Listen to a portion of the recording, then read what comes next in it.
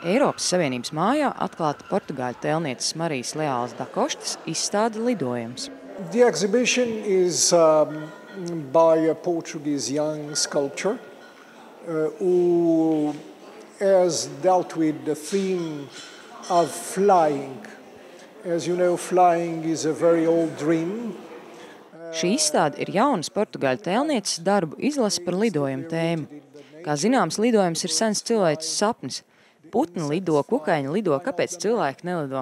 Bet ir arī citi veidi, kā lidot. Tas ir domas, iztēles, atmiņu lidojums. Un, manuprāt, katra šī skulptūra ir kā portrets vai drīzāk mirklis, kurā notverts lidojums, iztēles lidojums. Jaunā māksliniece Marija da Kosta strādā ar dažādiem materiāliem. Šajā izstādē darbi lielākoties veidot no portugāļu marmora, melnā un baltā. Šī izstāde ir arī Portugāles vēstniecības mēģinājums iedrošināt jaunos portugāļu māksliniekus iepazīt citas valstis un parādīt savus darbus citām tautām. Un, manuprāt, tas ir ļoti simboliski, ka šī izstāde ir tieši šeit, Eiropas mājā, kas ir tikšanās vieta mums visiem eiropiešiem. Es ļoti priecājos, ka tas bija iespējams, un ceru, ka nākotnē daudz portugāļu mākslinieku brauks uz Latviju, un savukārt latviešu mākslinieki vedīs savus darbus uz Portugāli.